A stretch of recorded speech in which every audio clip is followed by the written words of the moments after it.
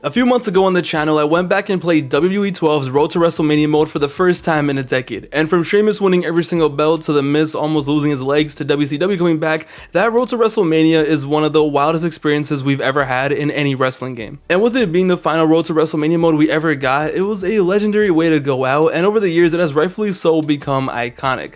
But after playing that mode and seeing all the shenanigans, I wanted to go back to the beginning, to the first ever Road to WrestleMania we ever got. I wanted to go back to SmackDown vs. Raw 2009 and play the mode that had us 10-year-olds around the world in a chokehold, the mode that started it all. I wanted to relive the 6 different storylines that featured everything from possessions to World War III to masked men blowing your back out and so much more. I went back and played the first Road to WrestleMania mode from SVR 09 and it definitely deserves a look back at. Let's get into it.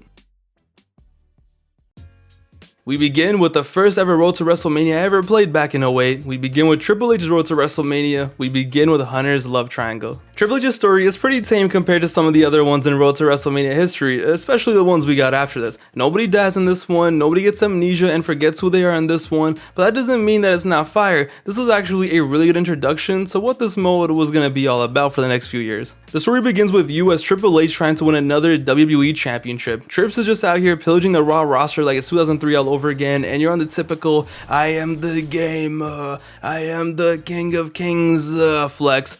Oh, Hunter, I love it when you talk dirty. Yeah, it's definitely a Triple H story, alright? So I started playing and ended up becoming the #1 contender for the title, and on an episode of Raw, it was me against my former protege, Randy Orton. So I went out there and tore that house down and did whatever it took to become champion. I had my finisher, I did my thing, poor Randy was out here busted open on an episode of Raw, but I was about to win the championship just 3 weeks into the story mode. It was all good in the hood, it was pretty fun, I was having a good time. But just like how real life was back in this era, as soon as something good was about to happen, yeah, this slimy piece of shit came out and ruined everything. You think you know me?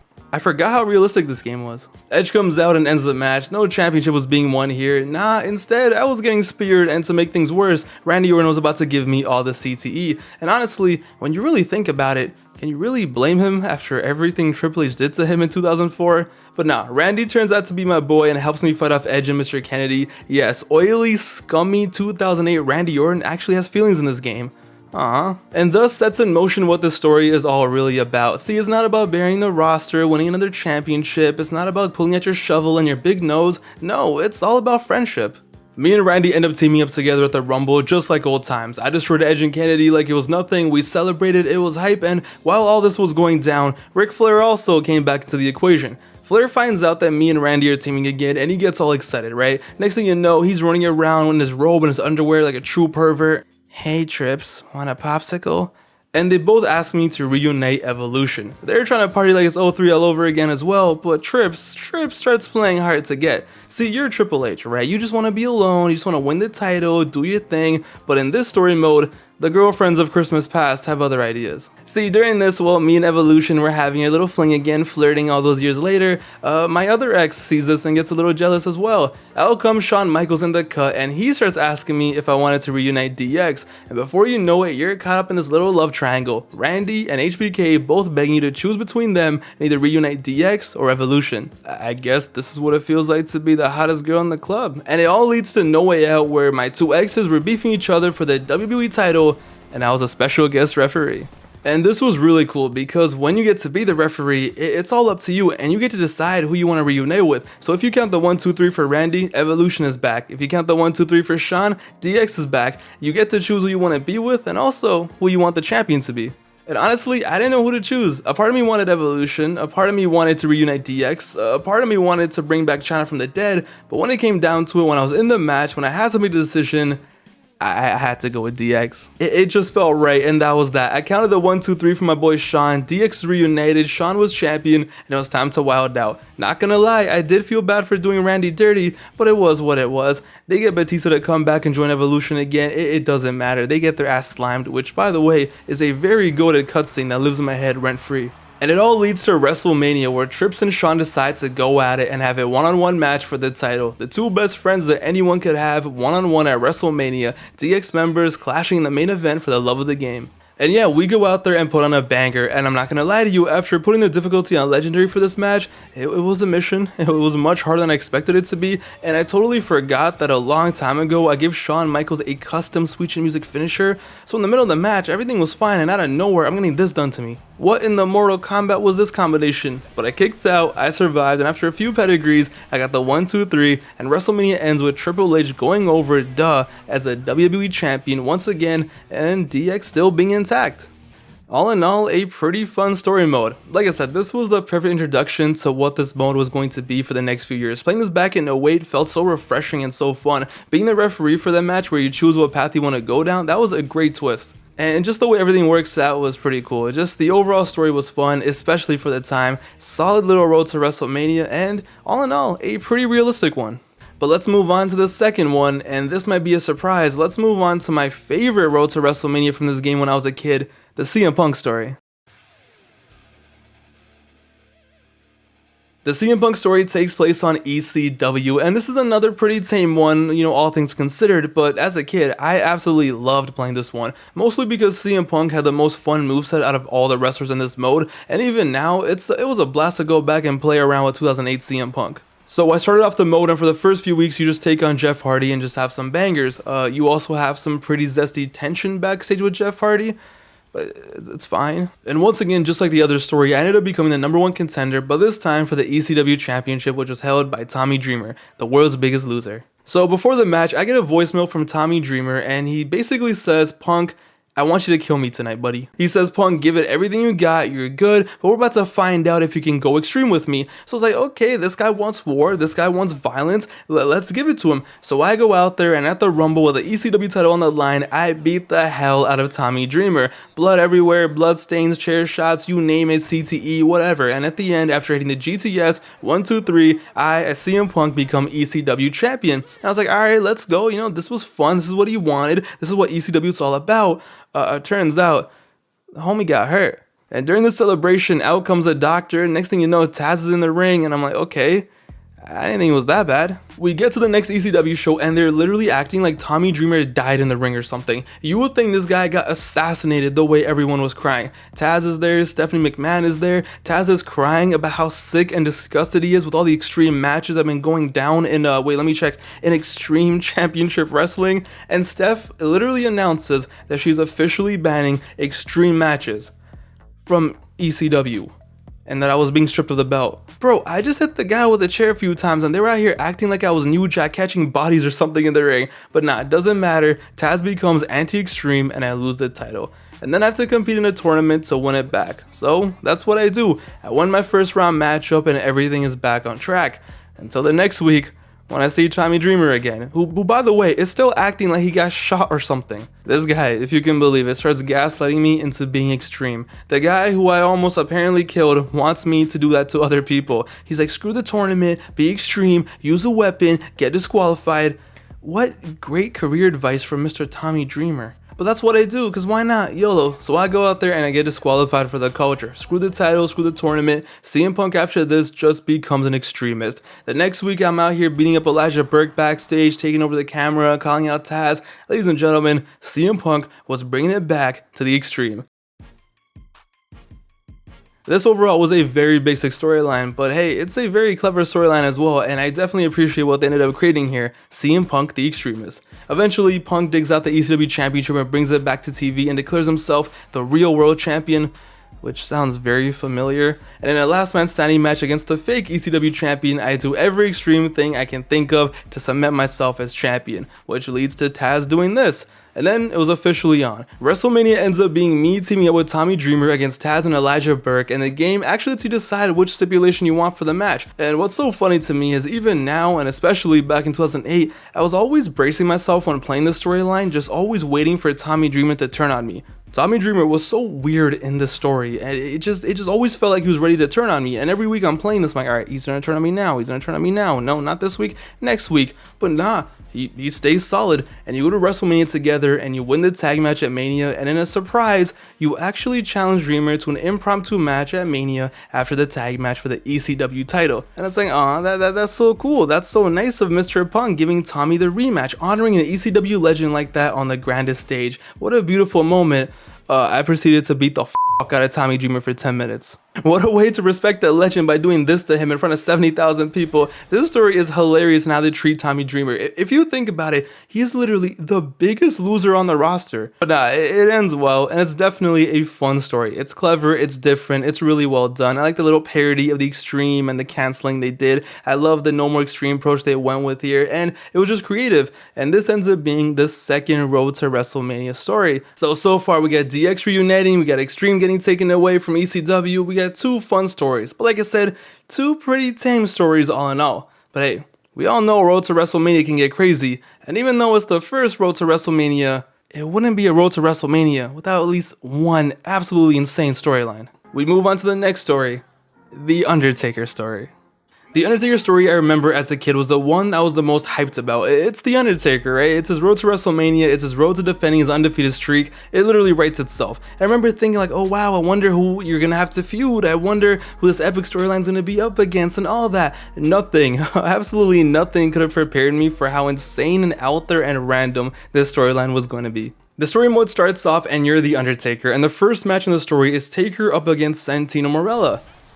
Alright, so I beat his ass, easy 1, 2, 3, not a problem, and the next week my opponent ends up being Finlay. Not exactly the cast of characters anyone would ever expect in Undertaker story mode, but just you wait. So you as the Undertaker, the Phenom, the whatever, get into a blood feud with Santino Marella and Finlay of all people. I'm not joking. All I did was beat them in 2 matches on SmackDown, and from then on out, they literally started preying on my downfall. They took it personally and teamed up together to bring me down. I'd say, okay, Finlay and Santino Marella are my ops in the story. Sure. But they started teasing something else. They eventually started talking about how the Undertaker streak at WrestleMania is ending this year and that the man is coming. And no, they didn't mean 22-year-old Becky Lynch. But yeah, every week they started teasing that some next higher power, some next evil final boss was going to reveal himself soon and kill the Undertaker. But before that, it was time for me to take on Finlay and Santino in a handicap match at the Royal Rumble. Yeah, that's going to sell some pay-per-views. We get to the Rumble and these 2 idiots come out, and what do they have in their hands? The Undertaker's urn. And with that, as you can see, I got my ass beat. But this is where things get interesting, okay? So weeks go by and New School does whatever they can to make my life a living hell, including taking Kane hostage. Yes, the team that features 50-year-old Finlay is called New School. So somehow, someway, with the power of the urn, these 2 idiots were able to possess Kane and make him lose all of his brain cells. And the only way to get him free was for me to tombstone him twice in a match.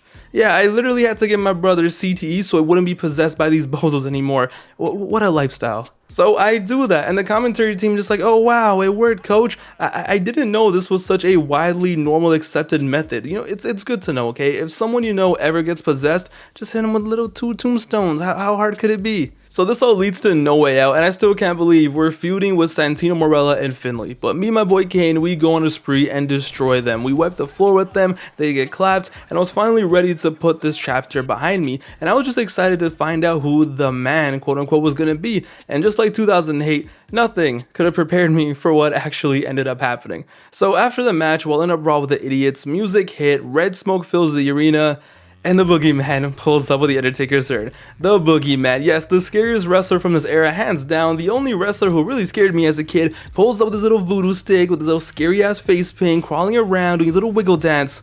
And out of nowhere, this man starts sucking the soul out of Kane. I'm not even joking, because I don't even know how else to describe this. He literally sucks the soul out of Kane. Taker is crying, Kane is on the floor, Boogeyman is doing his little dance, and along with New School, leaves the scene. And just like 2008, I was just sitting there and I'm like, what the f am I playing? He was a boogeyman and he was coming to get me. And listen, it was a pretty good twist, okay? As crazy as this might sound, I feel like Taker vs. Boogeyman was a dream match for a lot of people our age. When we were kids, we might not want to admit it now, but back in the mid-2000s, I think every kid deep down kind of wanted this. And this was a match that rightfully so and thankfully so we were never gonna get on TV. So a video game story mode was the perfect place for it. Boogeyman is in the cut, you gotta fight him at WrestleMania, the streak's on the line, and you would assume like that's it, that's enough of shenanigans. We just saw some very inappropriate stuff go down. No, this was just the beginning. On SmackDown, I found myself in a ladder match against Finlay, where the urn was suspended high above the ring, and to win the match, I had to go up there and bring it down. I had no idea that Vince Russo was involved in the making of this game, but it all makes sense now. So I get the urn, I win the match, and after the match, I actually give the urn back to Finlay, and some next like light comes out of of it, some next pixie dust comes out of it and gets all over Finley.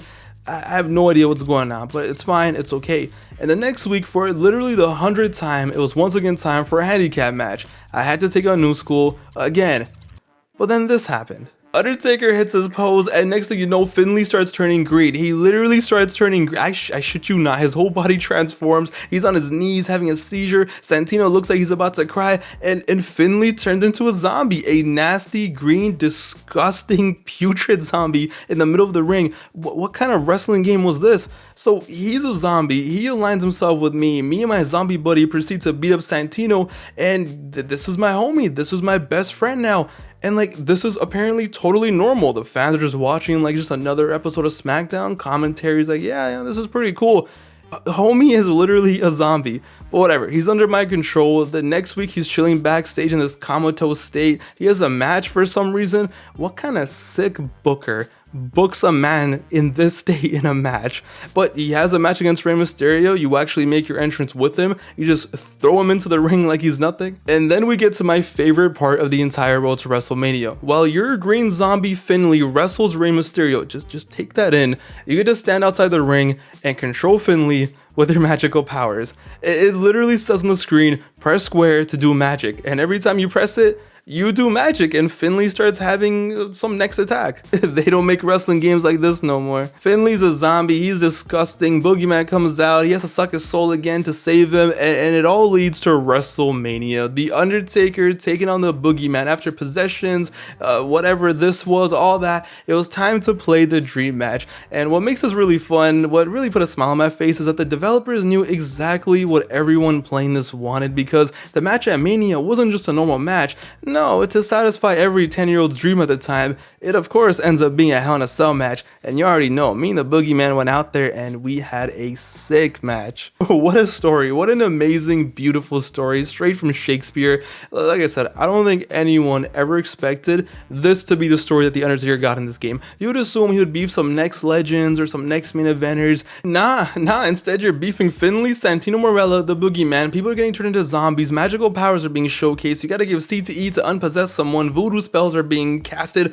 What a time it was to be alive. Just an amazing, hilarious story mode that I feel like over time has kind of been forgotten, because there were so many wild ones after this, but this one right here, this was the OG, right? This was the OG cracked out road to WrestleMania with all shenanigans and just pure clownery, and this was the one that started it all. 10 out of 10, amazing, legendary, and nothing more that I could say. What a time it was to be alive. We move on to the Chris Jericho storyline, and to really give you everything in this game, the developers decided to make the Jericho storyline a good old-fashioned whodunit. Now, I don't know anyone who doesn't love a whodunit, and once again, this one had little me invested. This is a pretty simple story, but I still love how the developers tied in real-life stuff to make it feel really authentic.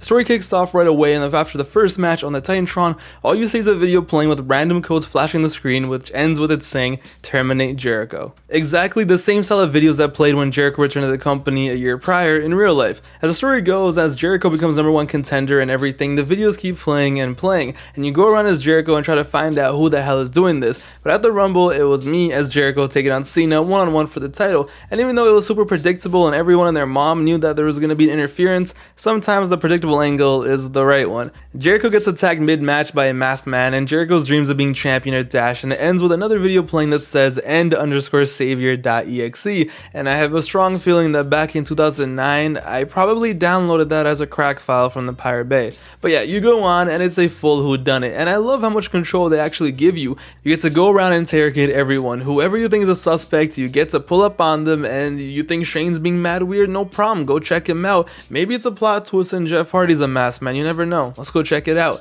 It was really simple but really fun because you actually had control and options. One of the funniest things in this road to WrestleMania was at one point Shane comes up to you and he tells you that his people have zeroed in on someone without an alibi and that you're gonna have to take him on in a match, and that person was most likely the masked man who attacked you at the Rumble. And you're like, alright, cool, makes sense. Out comes Umaga.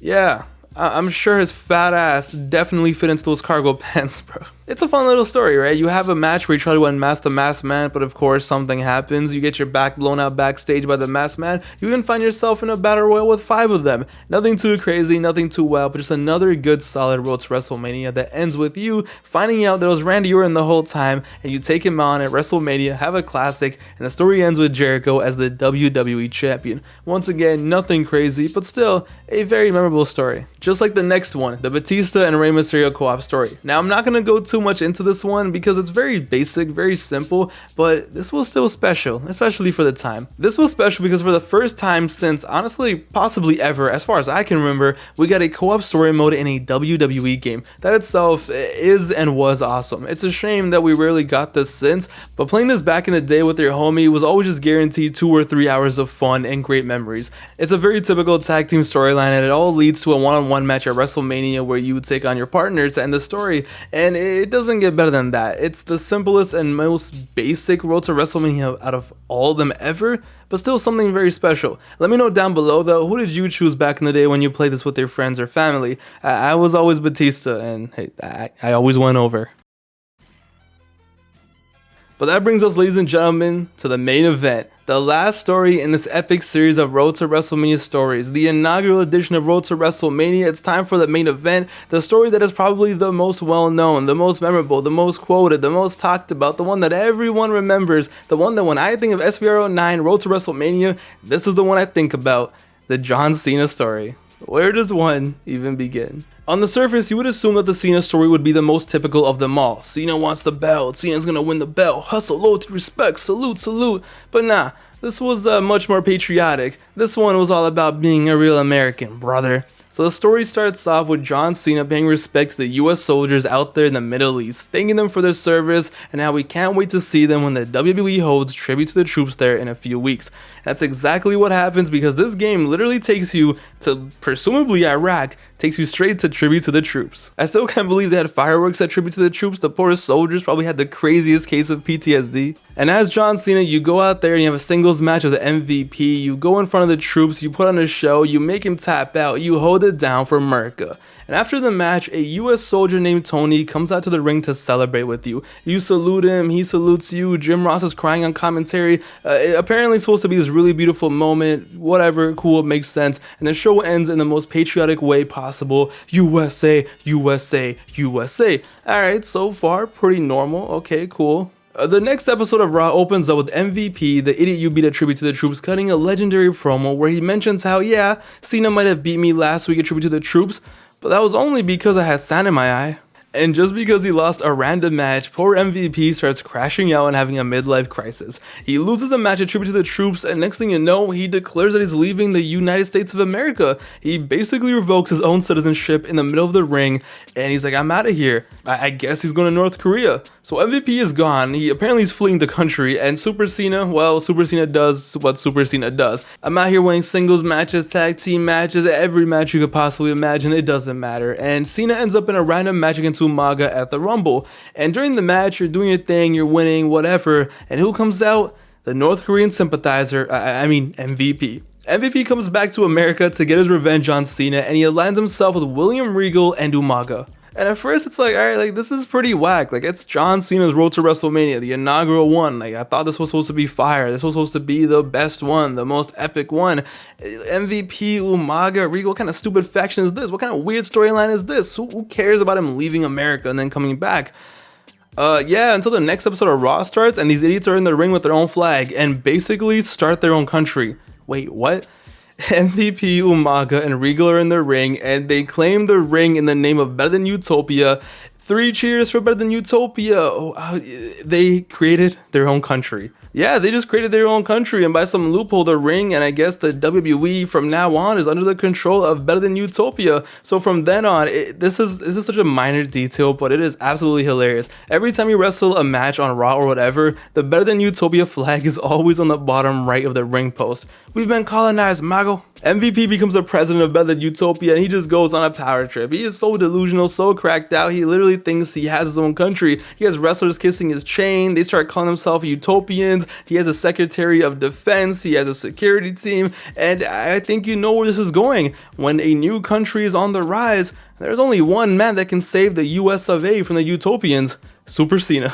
2-on-1, 3-on-1, it doesn't matter. Super Cena was in the cut, the Marine was in the cut, and Better Than Utopia was not safe. We were officially at war. Such a random storyline, and to this day I'm just like, how the hell did anyone even think of this? Like, yeah, we're gonna have MVP make his own country, and John Cena is gonna become the Marine again. We're gonna declare war. What the hell were they thinking? So Raw has become the war zone once again, and on the next episode of Raw, Tony, yes, good old Tony, makes an appearance once again backstage. Tony was back, and it's like this heartwarming thing. Apparently he got injured in Iraq and got sent home. He's walking on the crutch, he can barely move, but he decided to come back to Monday Night Raw to support his good friend John Cena.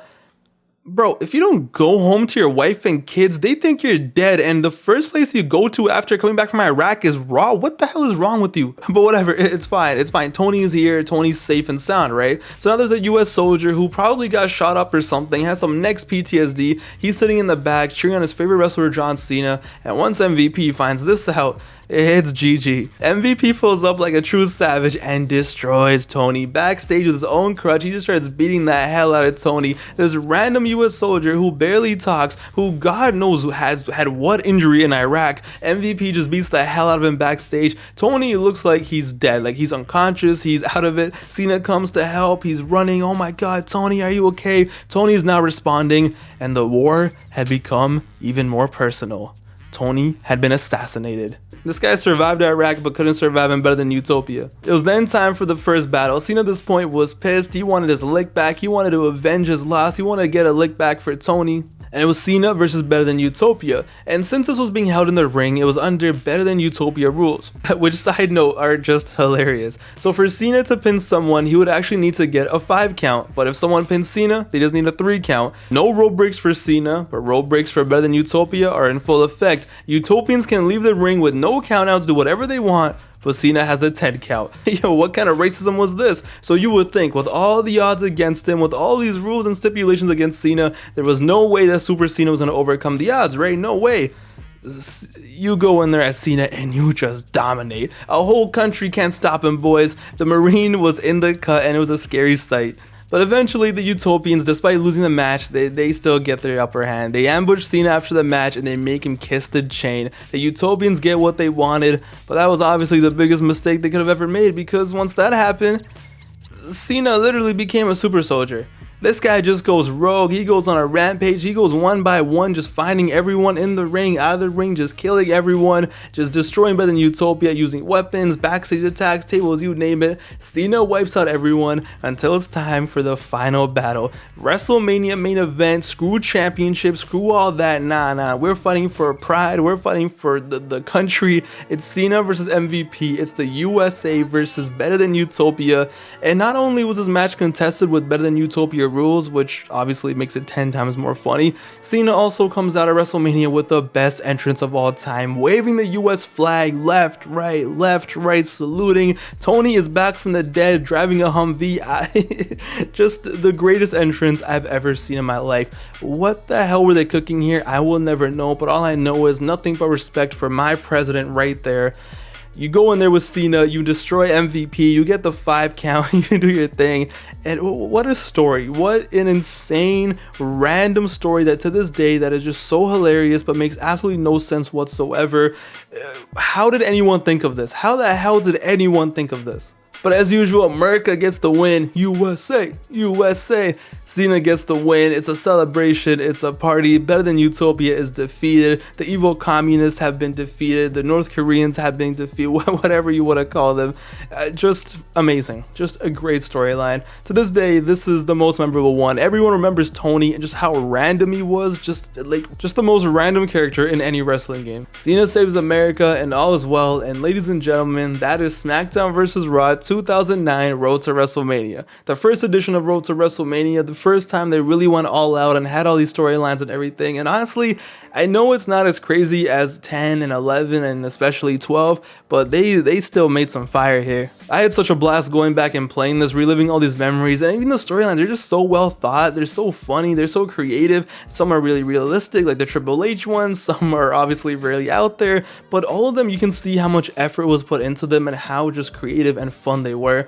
They don't do stuff like this anymore. And like I said, this might be the most basic Road to WrestleMania out of all of them, the most, you know, simple ones, but that doesn't mean they're not fire and they're not classics, but definitely had a blast playing them. In the comments down below, also let me know which one was your favorite story. For me, like I said, it was CM Punk. I just loved playing that one for some reason, even though I wasn't really a big CM Punk fan. He's had such a cool moveset, but it's that one, and I gotta go with the John Cena one, of course. But let me know which one was your favorite one to play back in the day. What memories do you have of Road to WrestleMania? And yeah, just leave it all down there. I can't wait to read it.